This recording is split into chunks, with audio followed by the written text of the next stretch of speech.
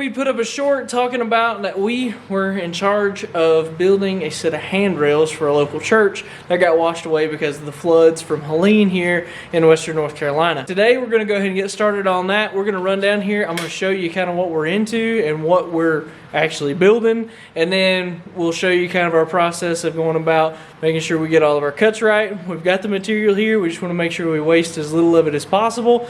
So let's head down to Marshall and check it out.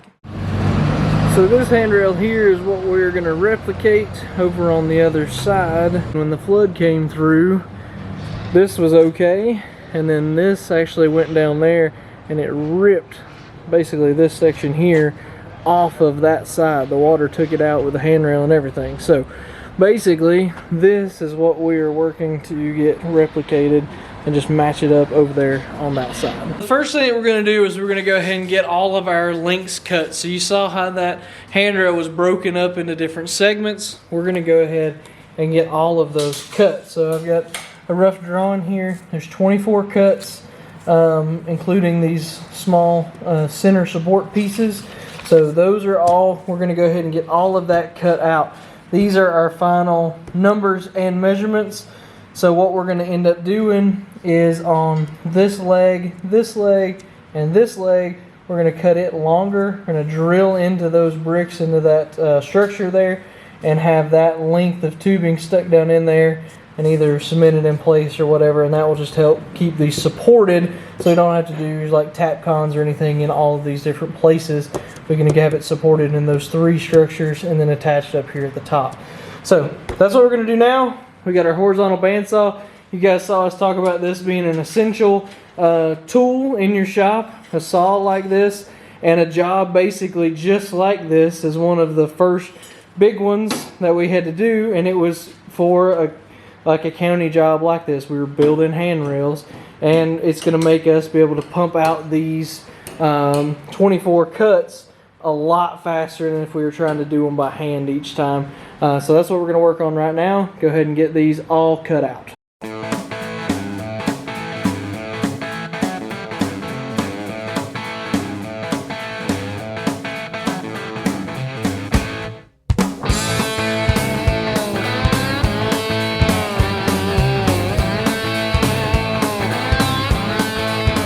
So now it's time to enter in the star of this video, which is our new fabrication table that we built last year.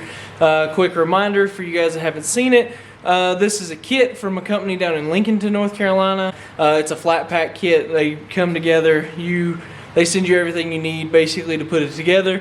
This one we had to make some modifications to. There was some kind of manufacturing issues that they knew about, but we were able to fix it. You guys check that video out now and see us build this table from scratch basically. But this table, like I said, is a fabrication table. It's got a bunch of these 5/8 holes drilled in it. We worked really hard to make sure that this table is extremely flat and square in all directions. So we went ahead and started putting this together. We wanted to kind of get in our heads how we were going to do this. These clamps we actually bought for the family, bought for Dad for Christmas. So you could see how those work. They're pretty cool. They actually have studs that go down in these tables, and then it allows you to clamp directly onto the table and clamp everything down really good and flat. So this is the very first section of our handrail. Bring our drawing over here so you guys can see that. So this section right here is right there, and then the next section here is right there. So you can see we cut these lengths a little long. Like I told you, we're going to basically drill down into that concrete, and then these will go down in there and it will set, and then this one and then two others further down are what's going to lock this handrail in place. So we got this first section done, got it locked down.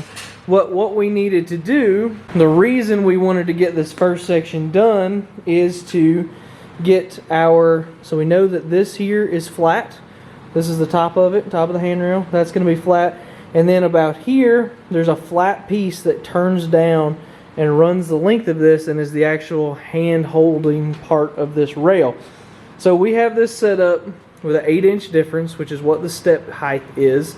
So we got that locked in, and then we were able to take our combination square and get it up here, lay it flat here, Make sure it's square with that tube there, because we know that that tube is square.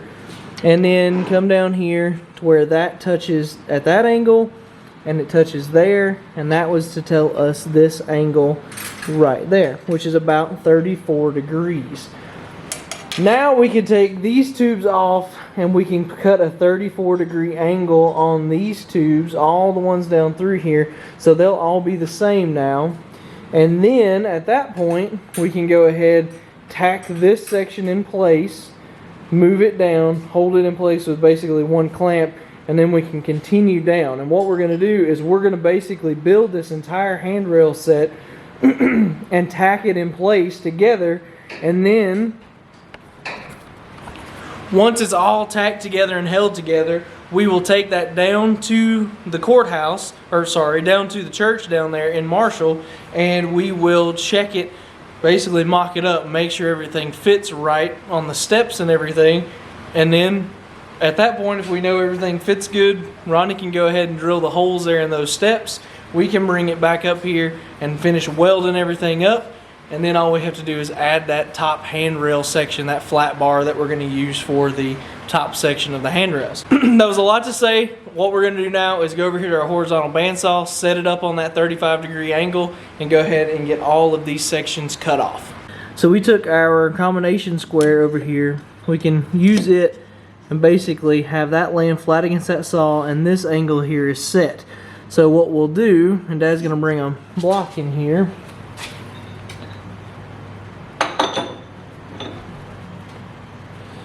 Those are some very accurate square parallels that he uses for machining. But what we can do now is we can come right here. Wow, that was really close for just a dead guess. So basically, if we have that square on this saw blade and we use that to go back here on those parallels, you can see how we'll set that angle. It needs to come just a little more, it looks like, Daddy. Go. That's pretty tight right there. So you can see we've got that gap closed up on the parallels. He can tighten down this guide. There's 2 bolts on it. So good. Looks really good. Okay. So now all of the pieces of tubing that we need to cut the ends of them off, we can basically just take them, lay them in the saw, pick the saw blade up, set them up to where they line up right here on the corner of this tubing, and cut it. They'll all be the same. We'll go ahead and have all of those angles taken care of. So once we build it and put it in place over here on the table, all that's lined up, it's square, it's ready to go.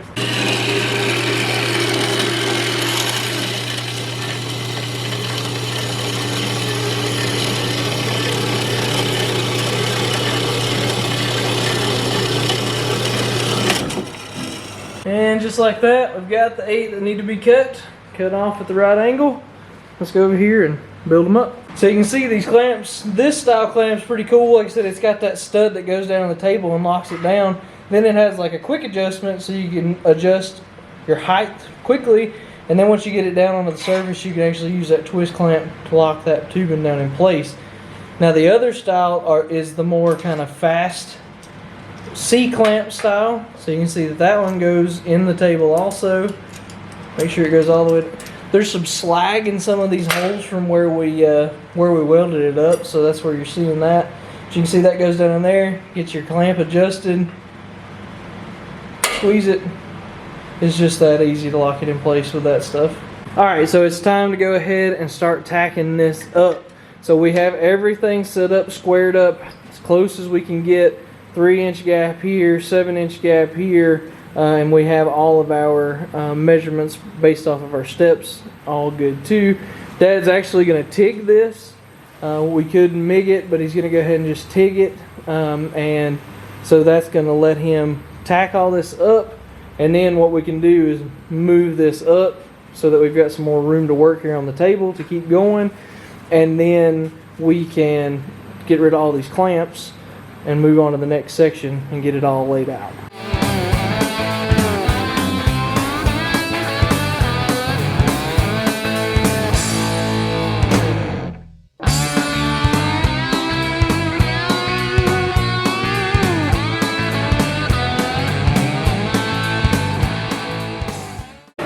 Alright, so we were worried about this when we first looked at the design of it. What happened was when we unclamped it, you could see this gap here only has that 1 3-inch bar there. So what happened when we unclamped it, this sprung open about 1/8 of an inch. We were concerned about it, especially with our plan to take this down there and test fit it, kind of making it really structurally sound. So we're going to change the design just a little and add a bar right here, another 3-inch bar, so that we can get a more structure on this. It's held more square so that everything's square as we lay it out here. So we're going to go ahead and weld this extra 3-inch bar in, and we'll also, or tack it in, and we're just basically going to have that same design work its way all the way down now. So we went ahead and cut some extra 3-inch pieces, and we'll go ahead and get everything. All of this stuff here that we laid out has to be re-laid out once we get this squared back up.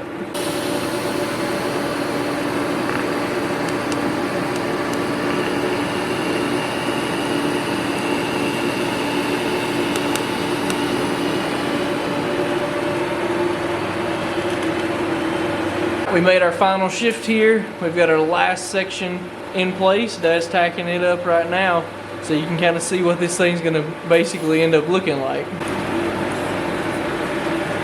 So all of basically these three, and that one will all end up just sitting on the concrete, but those three will be embedded, probably end up being about 8 inches probably. They're about 10 inches too long. We cut them a little long.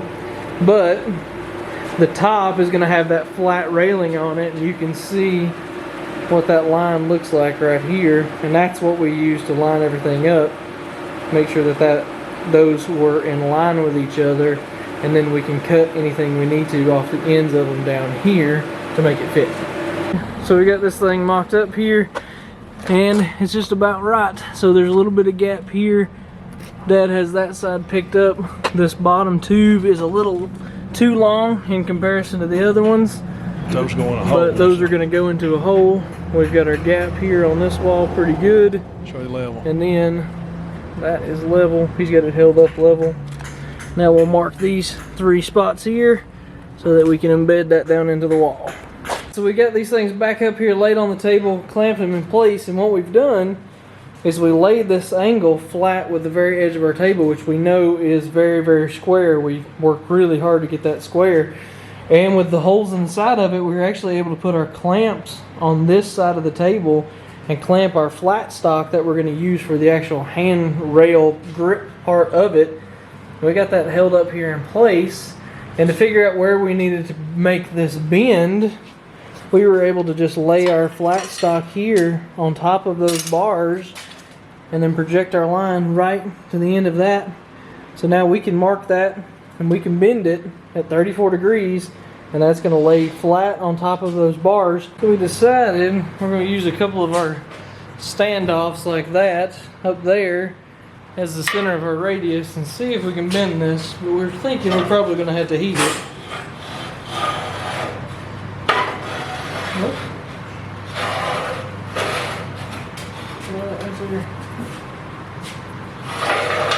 Spring back, it's in there. Yeah. But it's on the mark. It's on the mark. It's on the mark.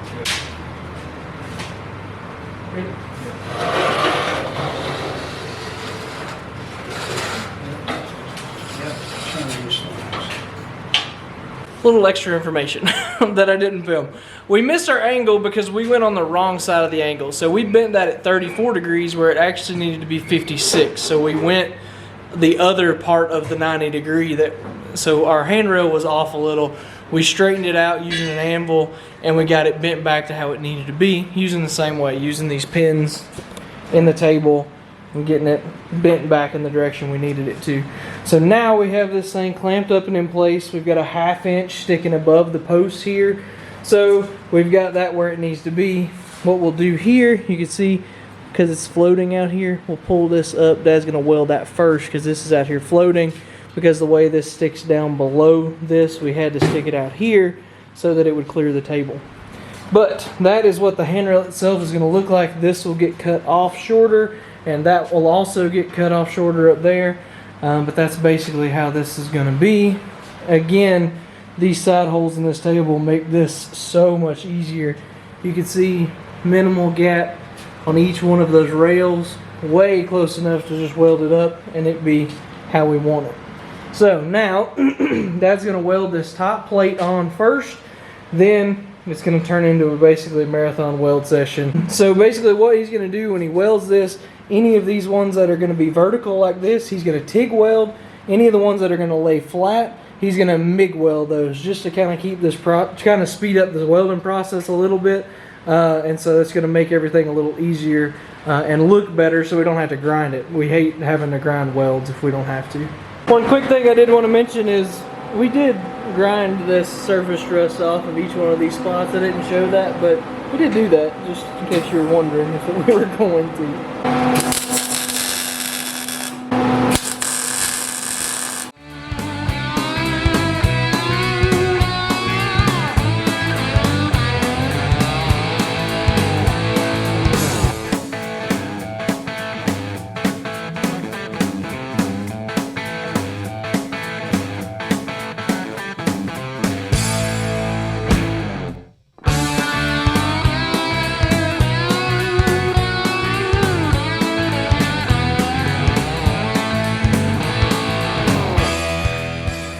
Alright, so you saw Dad spent a ton of time welding on this thing already, and there's still about 72 different joints to weld up.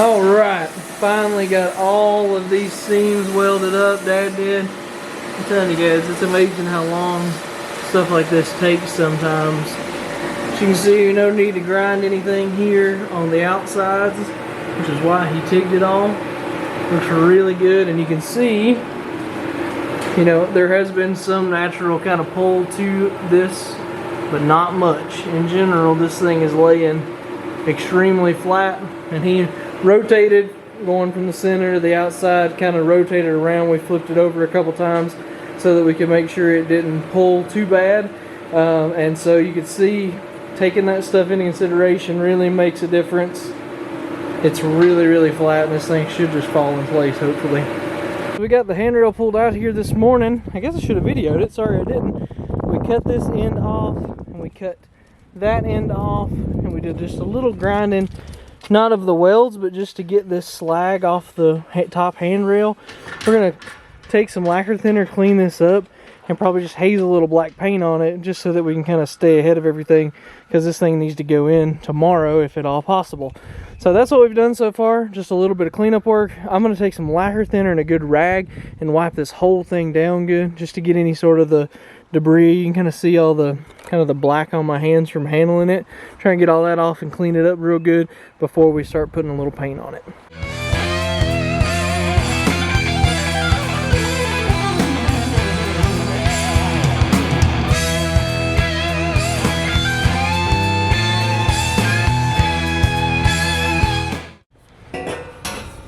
Gotta go to you. You gotta come to me now. Okay. All right.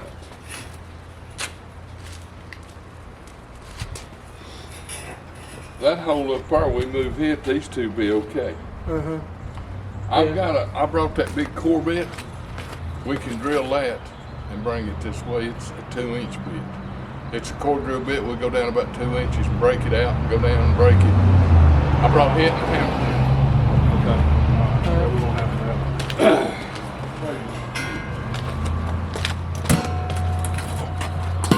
Alright, so what we found out is this one here is actually a little too far back. Ronnie's got a bit that we're going to drill this out a little further, give us a little bit more room, and these two should line up a little better at that point, and everything should hopefully just fall in place at that point. Also, I did get it painted yesterday. You guys saw that. Looks pretty good. A couple little spots I need to touch up right there, but I brought some with me to touch it up. Be okay.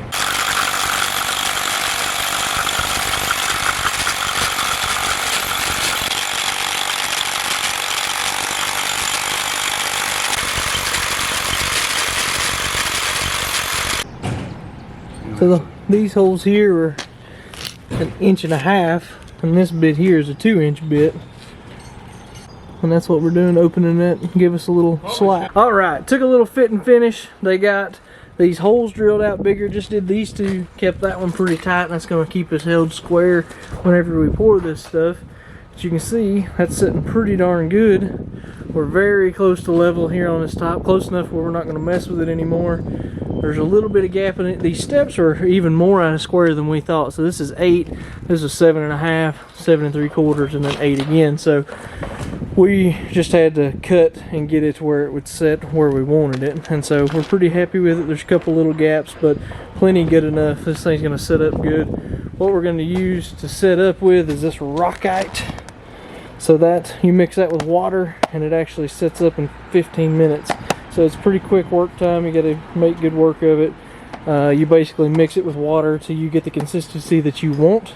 We're going to pour this one especially mostly full before we push this down in here for the final time, and then these will just kind of sit where they are. Good thing about these, having this extra space, gives that rockite a big area here to bite into and grip to. So next step will be mixing that stuff up and going.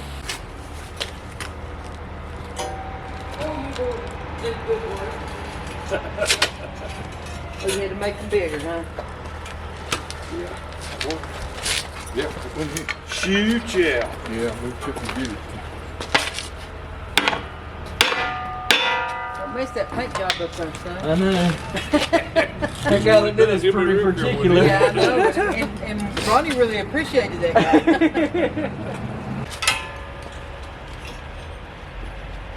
That's what's under that man. I looked, I said, I thought maybe there might be a ratio or something, but it said just to mix it how you want it and it'll set up.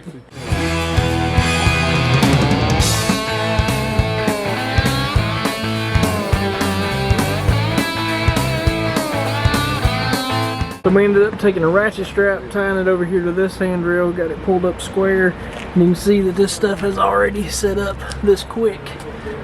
We'll let that dry a little bit more. I'll take you guys over and show you the other side to compare it. So checking that out, you can see it is pretty close. Now we did, and I think I mentioned it earlier in the video, we did add another bar here on that side just to add a little bit more rigidity whenever we were test fitting it.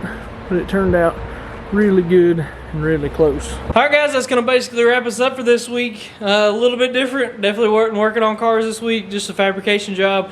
Hope you guys, the guys that said on social media you want to see it, hopefully you watched it and you really enjoyed it. So anyway, next week we're back on to something. I don't know what it'll be. We need to work on a quick change rear end. That might be next week. I'm not sure exactly, but we'll be back in the automotive world next week. We appreciate you guys so much. Hit that subscribe button if you like this.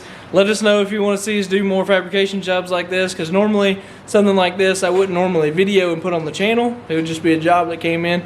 But if you guys like it, we can always video. It's not such a big deal. We appreciate you guys. Hit that subscribe button. Follow us on social media, and we'll see you next week.